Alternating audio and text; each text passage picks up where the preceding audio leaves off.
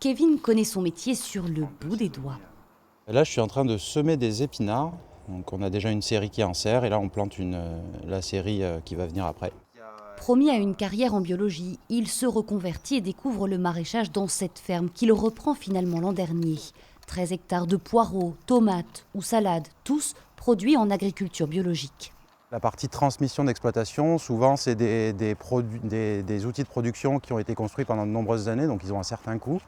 Et effectivement, c'est des structures qui coûtent cher à reprendre. S'il a pu se lancer, c'est grâce au dispositif FEV, 4 lettres pour Fermes en Vie. Un système d'épargne citoyenne créé il y a 3 ans qui facilite les installations agricoles en achetant des parcelles, louées ensuite à des porteurs de projets.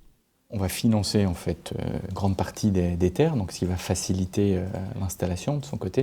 Et ensuite, nous, on va suivre toute son installation, en particulier la vocation agroécologique, s'assurer que la vocation agroécologique de la ferme soit bien tenue.